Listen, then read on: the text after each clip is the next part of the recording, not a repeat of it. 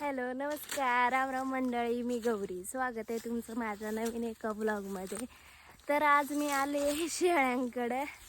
तर ते नुसत्या वरती जात सुटल्यात आणि त्यात एवढा गच पण आहे ना, चालता बी येत नाही. बघा मला पहिल्यांदाच मोराचा पिसुरा भेटलाय मस्तपैकी. आणि त्या बघा कसे वरती चाललेत. पहिल्यांदाच असं शेळ्यांका आलं का असं होते. गुरं परवडतात, गुरं कुठं जाते नाही. आणि ते जायचं असलं तरी असं सपाटीने जातात आणि ह्या कुठं पण घुसतात. आता परत यांना जरा खाली वाळवायला लागल, नाही तर ते डायरेक्ट वरती जातील. फर्स्ट टाइम कधी शेळ्यांकडे यायचं नसते, लय बेकार हाल होतात. आणि ते अशा जागी घुसतात ना टणटण्यांमध्ये, तिथं गेलं का डायरेक्ट वर खडलंच पाहिजे. बेकार अशा टणटण्या वर खडत्यात.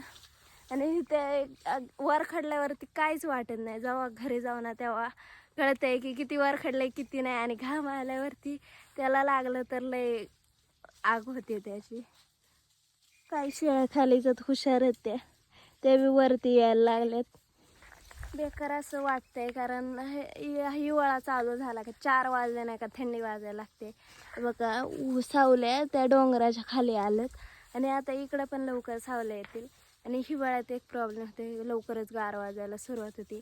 गार वाजायला सुरुवात झाली का एवढं बेकार गार वाजते ना इकडं गावाला, तर लय डेंजर. सकाळी तर उठवतच नाही. ते आज आले शेळ्यांकडे, भाऊ नसल्यामुळे ड्युटी इकडे लागली. बघू आज कशा शेळ्या वळता येतात. एकदा आले होते त्या डायरेक्ट खालून निघाले तर डायरेक्ट वरती गेले होते. मी जाईपर्यंत फार काट्या कुट्यातून फार अख्खं वर खडून गेलं होतं. एवढं बेकार शेळ्यात, नुसते वरती जातात. निघाल्या का एक घास खाते नाही, पण नुसत्या वरती जात राहतात. आता खाली वळवल्यात, गेल्यात खाली. तर चला आता जाऊ खाली. खालूनच चारायला सांगितलं. ते तर पहिल्यांदा शेळ्यांकडे आला का असं होतंय. तेव्हा का आमची निच्याच गळ्यात घुंगरू आहे ना, त्यामुळे ती कुठं असली तरी ती लगेच कळती की ती आहे म्हणून. तसं बाकीच्या यांच्या गळ्यात नाही आहे ना, त्यामुळे त्या ओळख नाही येते. आणि हरवलं तरी त्या सापडते नाही लवकर. आणि सापडायच्या नाही, कारण त्यांच्या गळ्यात घुंगरू वगैरे काहीच नाही, फक्त त्या एकच्याच आहे. आणि ती पण शेळ्यांना सोडून काय राहत नाही. चिली पिली बघा कशी चरते ती. आज बघू कसा अनुभव येतोय शेळ्यांमाग. गुरांमाग तर लय भारी शांतता असते, मस्त एका जागी बसायचं. गुरांकडे असते तेव्हा स्वतःशी संवाद होतो. आणि इकडच्या रानाला मग टणटण्यादार काय खरं सांगायचं तर. आणि ते जर वरखडल्या ना फार आगाग होती. आणि आत्ता माझ्या पायाला वरखडली बरं का, खरं सांगायचं तर. हे बघा डायरेक्ट आता घरी गेल्याशिवाय कळायचं नाही किती वरखडले किती नाही ते. तर रे बघा इथं हे करायला. चल रे चलो. गेलं सगळे खाली, ते बी गेलं खाली. आता हे बघा, आता खाली जावं आपलं, नाहीतर काय खरं नाही. फार पुरी वर खडून जाते काय माहिती.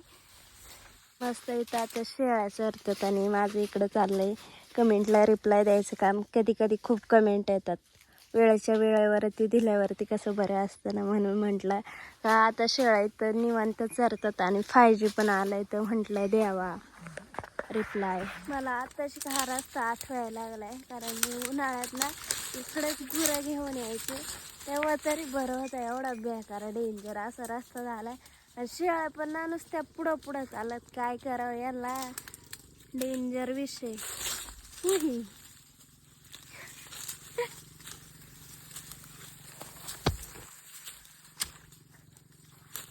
हो दिन मी किंवा दिन ते जेव्हा मी यायचे तेव्हा सगळं इथं साफ होतं, म्हणजे एवढं गचपण वगैरे काही नव्हतं. आता इथून मागं फिरवायला लागतील शेळ्या. ते आता पुढं चालत राहा, काय करावं.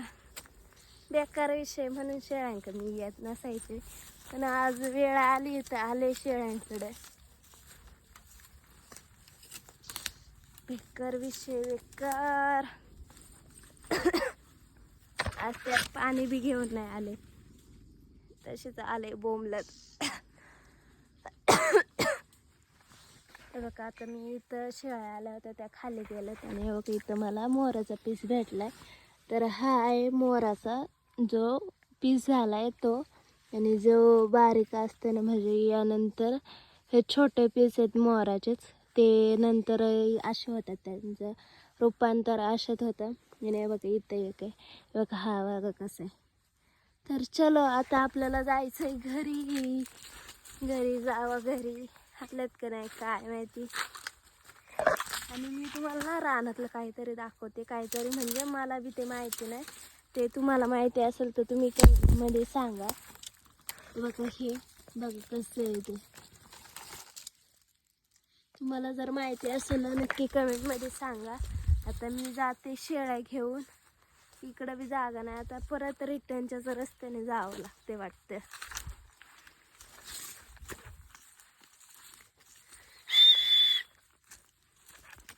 चलो